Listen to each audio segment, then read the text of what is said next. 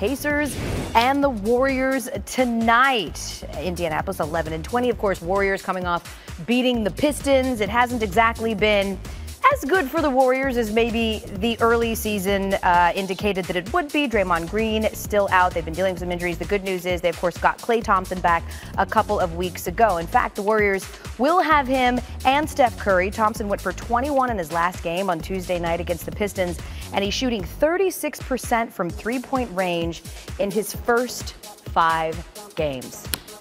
Ooh, we love a good debut around here, so we are so excited to welcome in our new NBA reporter, Kendra Andrews, who's been all over NBA today, but is joining us on SportsCenter for the first time. Welcome, Kendra. We're so happy to have you. I want to start there with the Warriors, of course. They were so hot. They are now 5-5 in their last 10 games. How are they approaching tonight's game against the Pacers? Well, I'll expect them to enter tonight's game with a fun mentality, which is just as important to this team as anything else. Yesterday, instead of having practice, they actually had a home run derby here at Chase Center, where coaches, where outfielders, players, where batters and pitchers. I was told that the coaches wanted to try and find a fun way for the team to get their competitive juices flowing instead of just having another practice. Now, they understand that there is a lot of things for them to work on. Movement, execution, the way opposing teams have been defending them were listed to me as the top 3 things on their list. But sometimes grinding out practice after practice can wear on you and take away the joy. And that's what we saw when the Warriors went 1-3 on that road trip. But coming off of that Detroit game that you mentioned and that home run derby, expect them to have fun and be ready to go tonight against the Pacers. You should be able to keep it chill, right? I mean, we're talking about how bad their record's been. They're still 32-12. That's the best record through 44 games since the 2017-18 season. And you know, Kendra, they won a chip that year. Let's talk right there about Steph Curry. Previously missed time for a right hand injury, and then he briefly left Tuesday's win over Detroit with a left hand injury. What the heck is going on with Steph's hands? Well, there's not much to worry about, I'm told. After that home run derby, Steph was able to get a lot of shots up, and they say that he is looking really good. Neither the left nor the right hand is of any concern for this team, and they actually expect that the way that he shot the other day after the home run derby and the way he played against Detroit gives them confidence that he's out of whatever shooting slump he was in before, and he's back to his usual Steph Curry ways. Now, typically, Kendra, when you make your debut, we would get you something to commemorate your first time on SportsCenter, but I'm super selfish, and I hear that it's kayak clay bobblehead night, so I was just wondering if maybe you could get me one of those, you could send them to me. You're asking for something. I am asking for a gift. It's fine, Kendra. We'll talk off air. Kendra Andrews with the latest here on SportsCenter ahead of the Warriors game with the Pacers. I'm Malika Andrews, live from Los Angeles. Coming up on NBA Today, Klay Thompson may be all the way back. We have some must-see highlights from his night against the Pistons. Plus, I know, I've said it before, but might the Lakers actually be righting the ship? Perk, Legs, and Chanae on whether LeBron and crew are about to go on a little bit of a run here. And what a treat we've got tonight. 2-time MVP Giannis taking on Perk's MVP, Ja Morant, a full Grizz Bucks preview, and much more. Let's get it started right now on NBA Today. Welcome to NBA Today. I'm Malika Andrews, joined by Kendrick Perkins, the iciest man in all of Los Angeles. Chanae Agumake and Tim Legler. Adrian Wojnarowski and Raz Guldan-Wude are going to stop by later in the show, as will Las Vegas Aces head coach Becky Hammon. But you know, we got to get it started in the Bay because the Splash Brothers, of course, Perk, they were back to their old tricks last night. And yes, it was against the Pistons, but they were getting into a little bit of a groove. Get in there. But it was the vintage Splash Brothers last night, Chanae. Things you love to see, corner threes from Klay Thompson, obviously coming off of screens, that action where he just has to line up his feet and knock down from Steph. And then, hey, what you can do, I can do too. Klay on the other side. This was a great night of, seeing the Splash Brothers back and forth. But watch this. But is it a Chase Center game if Steph Curry doesn't pull up from just beyond the logo and make it look just a little bit easy? And then right here, Warriors, the Pistons turn it over. Klay Thompson in the corner. Side-to-side action, boom. Klay would go on to say that was his favorite 3 of the game. He said, that's what I'm known for. It's really been 2.5 years since we've seen these guys string shots together. And now, last night, they kept it going in the third quarter, and they were still stringing shots together. Take a look at this, Legs. A nice small facet of his game, Legs, the mid-range coming back for the Warriors. One of the best mid-range players in the game. And it's such an important area to floor to control. Right, and he was saying that he was starting to feel in his rhythm a little bit, but not to be outdone. Steph Curry had to drive to the hoop on the way to this relatively easy win for the Warriors. Here's Steve Kerr after the game. That was great. That was probably his best stretch, of however many games he's played, 4 or 5. So it's good to see him get hot and hear the crowd behind him.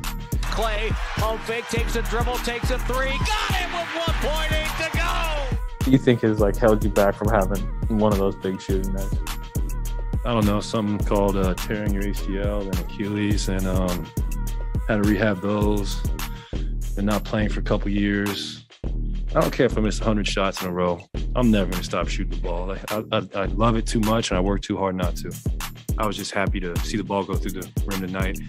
Still not satisfied. I had a couple really good looks that were short, so I'll be better on whenever our next game is. But it was exciting to have an impact. All right, so Clay had a team-high 21 points. It was the first time he had led the Warriors in scoring since Game 6 of the 2019 Finals. So, Tim, I want to start with you here. We heard Clay said he felt like it was the best since he's been back, but do you believe it's the best since his return on January 9th? Well, I'll take the man at his word. So, yes, if he says it, I believe it. And I'm going to draw my experience here as a guy that came back from a pretty devastating knee injury. And when you come back from something like that, the hardest things to get back are your ability to play instinctively, to cut, to jump, to land in traffic without thinking about who's around you. And I saw some things out of Clay last night to indicate to me he's pretty much there. So let's start right here. Coming off this down screen, and as he catches it, I'm going to stop it right there. Now, you remember, he tore his right Achilles. When you come up here and you see this plant right here, he's going to push off, and he's going to allow himself to get full flexion on both feet. He didn't think about it, and that's despite the fact, guys, that he's playing in traffic. There's 3 defenders around him, so he's looking at the floor right now. He's surveying. I got the trail defender, the big, and I got a pinch guy from the top.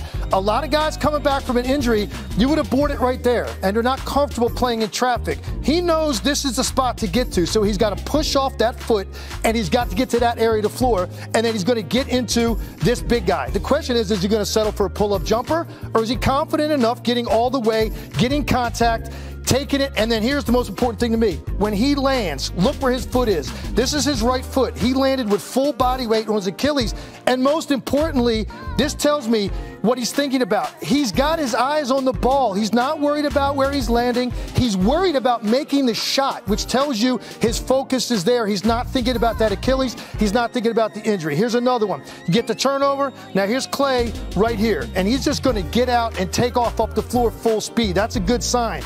But here's more important. When this ball gets advanced, stop it right there. Look at this foot once again. Which one is it? It's the right foot, and he's planting it with full flexion. And he's doing that to get this defender to fly by so that he can now get an escape dribble back here for the open 3. This is vintage Clay, and again, no thought process behind cutting, planting, jumping, or any of those things. One more time. Come in. Which foot is he planting off of? It's the right. That's the Achilles. Full flexion. He's pushing off despite the fact he's got a defender mugging him. He knows he wants to get over the top for this dribble handoff. Now, the question is, a guy coming back from an injury, are you going to stop there, or are you going to be aggressive? Get this thing downhill, stop on a dime, and look, he's in traffic. There's 2 defenders there. The second one gets a contest. He's not thinking about any of that. Instead, he's going to get vertical, and he's just going to release it over the top. That is a player playing free of mind. He is not thinking about jumping, landing, cutting, traffic, any of those things, and I can tell you, it's the hardest thing to get back. Klay Thompson is feeling good physically. It's a matter of time before he's going to have one of those 20-point quarters he's known for. Well, legs, they have a nice little runway for him to kind of continue this stretch that he started last night. Last night was the first of the Warriors' homestand, which you can see it here. It accumulates with Brooklyn in the Bay next Saturday. I do think we would be remiss not to mention, though, Steph Curry in the 3rd quarter of the game last night. He hit his hand. He was trying to deflect a pass. He went and got attended to in the tunnel of last night's game. He came back in the game with his left hand, his middle finger wrapped up. That's different than the hand he was held out against the Minnesota Timberwolves with. The Warriors, they're not concerned. That's according to Kendra Andrews, our new